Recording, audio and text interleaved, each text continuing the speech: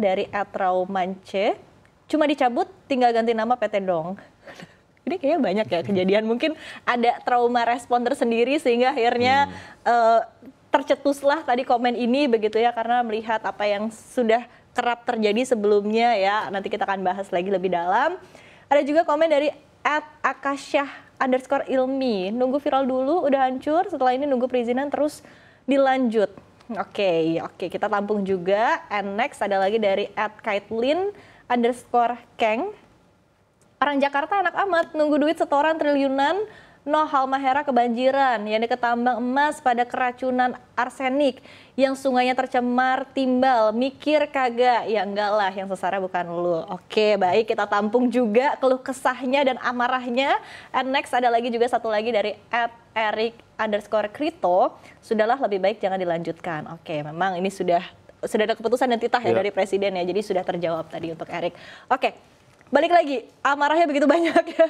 Tadi kita bisa melihat komen-komen dari netizen tuh terlihat pada kesal, pada marah, pada menyayangkan begitu kejadian ini. Karena mungkin sama gitu kayak kita semua di sini belum pernah ke Raja Ampat, jadi nggak tahu di sana tuh gimana indahnya sebelum kita menikmati keindahannya. Jangan sampai kita belum kebagian, belum dinikmati sudah hancur. Itu yang paling kita antisipasi begitu kan. Nah, tapi balik lagi tadi kan artinya ini menunjukkan kemarahan dari masyarakat dan memang fundamentalnya alasannya juga sangat jelas begitu ya. Tapi pertanyaannya adalah kenapa sih sampai tadi ya industri ekstraksi ini tuh sampai harus dilakukan di satu tempat wisata yang begitu indah, yang banyak orang Indonesia masih belum mampu ke sana, masih belum pernah ke sana, belum sempat ke sana gitu kan. Apakah artinya memang kebutuhan kita akan industri ekstraksi, kebutuhan kita akan mineral kritis untuk terus digali ini begitu besar ya, sampai tempatnya pun pemilihan tempatnya ya sudah di mana aja yang bisa begitu, di mana saja yang ada begitu.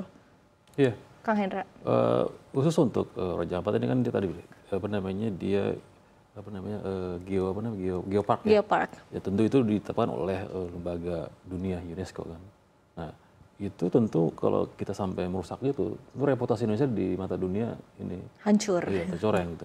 Nah, dalam konteks kenapa proses penambangan nikel sampai bahkan ke Raja Ampat yang dianggap sebagai surganya dunia terakhir di bumi itu, ya artinya memang kita akui bahwa sekarang Indonesia tuh punya fokus soal hilirisasi ya, termasuk di nikel juga gitu. Nah, konsekuensinya memang hilirisasi ini berdampak pada pertama pasti proses pencarian bahan baku gitu, dan kedua juga pembangunan smelter, dan jumlahnya di Indonesia sekarang itu kalau nggak salah untuk nikel aja hampir 54 smelter ya. Nah, smelter ini kan ibaratnya dia seperti mesin yang harus bergerak terus, harus beroperasi terus. Kalau dia berhenti ya akan rugi gitu. Nah, makanya untuk terus mendapatkan pasokan ya mau tidak mau bahan bakunya harus disiapkan terus sepanjang waktu gitu loh. Bahkan ada data-data juga, kita juga harus mengimpor nikel ore atau biji nikel itu dari negara-negara tetangga seperti di Solomon maupun bahkan Filipina gitu. Saking memang kita sudah menjadi pusat smelter dari nikel itu. Nah, memang ketika Raja Ampat juga akhirnya tersentuh, itu juga banyak tentu ya, itu sebuah disayangkan sih gitu. Ya. Apalagi itu di dalamnya ada pelanggaran-pelanggaran lingkungan gitu sih. Dari Mas Demis juga mungkin seperti apa sih sebetulnya kebutuhan dari mungkin hilirisasi ya. Tadi kan intinya yang disampaikan oleh Kang Hendra ini kan memang kebutuhan untuk smelter terus beroperasi, kebutuhan untuk di industri hilirisasi begitu kan. Tapi di end produknya sebetulnya kebutuhannya itu seperti apa sih, ambisi kita untuk bisa mengembangkan industri hilirisasi, baterai listrik dan sebagainya, begitu seperti apa? Ya, saya rasa saya masih ingat, mungkin Kang Helda juga masih ingat dulu pas pertama kali kita mau bilang hilirisasi nikel kan, pertambangan nggak ada yang mau kan. Banyak deh pokoknya soal alasannya segala macam, sampai akhirnya dipaksa juga kalau kita nggak boleh larang bahan mentah kan. Akhirnya mereka baru tuh ternyata yang paling besar emang nikel, karena cadangan nikel terbesar dunia itu kita. Jadi kalau misalnya kenapa juga banyak banget perusahaan Cina mau investasi besar-besaran di daerah yang sama sekali jauh dari manapun ya, dulu di Morowali kan, untuk membuat nikel juga karena mereka tahu cadangan paling besar ya emang di Indonesia. Cuma dengan bergeraknya kita dari ekstraktif ke manufaktur yang di dasar ini kan ada konsekuensinya. Yang tadi kata Kang Hendra bilang, pabrik itu nggak bisa berhenti Sementara kalau misalnya tambang, kalau misalnya harga lagi jelek ya tutup aja tambangnya, nggak usah digali dulu kan. Tapi kalau pabrik ya nggak bisa kan. Dan selain itu Indonesia juga ya tadi bahkan banyak yang bilang di dunia global Indonesia kayak mengontrol ini nikel, kita yang kontrol sekarang pasokannya gitu. Dan arahnya ya tentunya kalau misalnya kehilirnya apa ya baterai. Sekarang kan kalau dulu nikel itu terkenalnya karena stainless steel. Yang awalnya juga di Indonesia produksi paling dasar itu tadi stainless steel ya. Yang katanya sekarang udah oversupply banget stainless steel ya, mungkin karena tadi juga karena yang tiba-tiba pabrik banyak banget nih, pabrik stainless steel di Indonesia nih. Jadi tiba-tiba pasokan stainless steel banyak banget. Artinya kan kita harus bergerak maju ke nikel yang lebih murni atau yang campurannya berbeda dari NPI, nikel pick iron kan. Dan untuk itu kan butuh teknologi yang lebih canggih. Mungkin juga ekses emisi atau misalnya proses produksinya menghasilkan sesuatu lagi yang nggak tahu dampak lingkungannya seperti apa. Nah itu semua ya harus direncanakan baik-baik sih. Karena setahu saya sih kalau di Cina ya ujungnya kan nikel sekarang tuh banyak dipakai baterai karena dia kan bisa kapasitas untuk menyimpan energinya sangat besar. Terus dia juga ya selain itu kan nikel itu katanya lentur dan nggak gampang anti korosif lah, nggak gampang berkarat. Di Cina yang sekarang mobil listriknya udah hampir separuhnya mobil yang ada di Cina itu udah hampir semua listrik, jadi istilahnya baterai udah di mana-mana. Mereka udah nggak ngambil nikel dari tanah lagi. Mostly dari daur ulang. Bahkan ada beberapa mineral di Cina itu katanya mereka bahkan produksinya minus. Karena ambilnya dari barang yang udah kobalt, mangan, itu segala macam diambilnya dari baterai yang udah nggak dipakai. Tapi karena mereka memang sudah punya barangnya dari lama, begitu kan, barang-barang bekas dari mungkin industri yang sebelum-sebelumnya begitu ya. Nah artinya nanti kalau misalnya mobil listrik, ya misalnya pun baterainya tetap baterai nikel, ya kita bayangin kalau misalnya nanti di Indonesia berapa sekarang mobil 700.000 setahun, 800.000 setahun. Iya, hampir sejuta lah. Kalau setengahnya aja mobil listrik, artinya ya kebutuhan nikel sih sebenarnya masih banyak banget. Itu baru di Indonesia aja kan. Tadi ada komen yang mempertanyakan gitu. Ini mungkin nggak ganti nama aja nanti begitu, tapi itu seperti apa? Dan ini balik lagi kan mungkin urusannya dengan perizinan ya. Mungkin kita juga perlu gali lebih dalam seperti apa sih sebetulnya proses perizinan yang sudah berlangsung begitu. Tapi ini menjadi pertanyaan juga begitu. Sebetulnya dari sisi Pemda sendiri ya, seberapa menggiurkan mungkin bagi Pemda untuk bisa meloloskan perizinan. Karena kalau kita ngomongin soal mungkin dampak ekonomi, efek ekonomi begitu kan, sebetulnya udah ada case-case, sudah ada kisah sukses provinsi yang pertumbuhan ekonominya melejit luar biasa puluhan persen begitu kan, karena memang industri hilirisasi ini.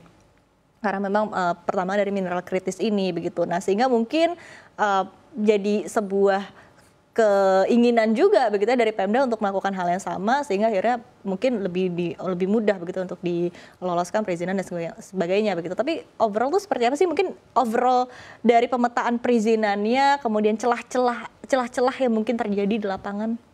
Iya, memang dalam konteks Raja Ampat itu dari 5 yang dapat izin itu kan 1 yang oleh pusat kan, 4 itu kan oleh Pemda, dan itu kan memang akhirnya sekarang kan pemerintah seperti mengambil alih gitu kan.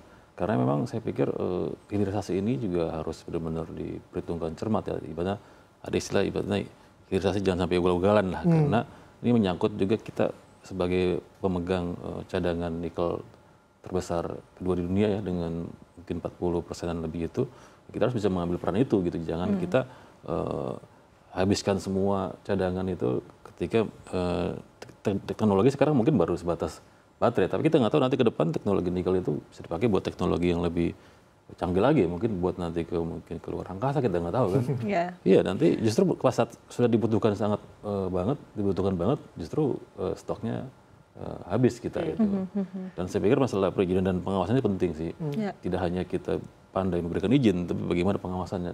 Contohnya dalam kasus Raja Ampat itu kan baru ketahuan tanda petik ya. Setelah heboh di mana-mana baru ada tindakan lah gitu. Iya, dan sebenarnya juga nggak dirahasiakan loh. Maksudnya PT GAG itu kan mengumumkan produksinya, lokasinya udah jauh-jauh hari. Di Google Maps kan bisa terlihat kan. Iya. Dan sebetulnya sekarang pemantauan tuh bisa dari mana saja kan, dari data-data kementerian dirilis, begitu dari data perusahaan juga dirilis, dan bahkan sebetulnya pengawasan juga bisa dari masyarakat setempat, begitu ya. Iya, tadi ngomongin soal perubahan karena maksudnya ada provinsi yang pertumbuhannya sangat pesat atau daerah yang pertumbuhan sangat pesat. Itu kan kita juga harus bilang kalau misalnya kalau ada perubahan yang sangat pesat, jangan sampai yang dulunya nggak dapat apa-apa sampai sekarang juga masih nggak dapat apa-apa gitu. Perubahannya juga bakal pasti berhenti, orang juga nggak gue berubah juga sama aja nasib gue gitu kan. Artinya jangan lupakan di daerah-daerah kan sekarang Morowali kan stainless steel, kabarnya nanti akan bergerak ke Kalimantan Utara.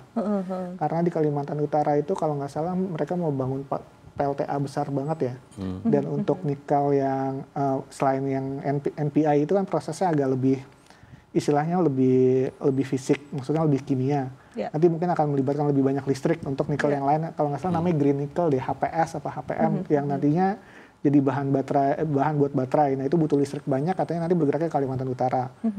Nah di Kalimantan Utara juga harusnya ya daerah di sekitar itu juga harus menikmati orang-orang yang tadi nggak menikmati ekonomi apapun.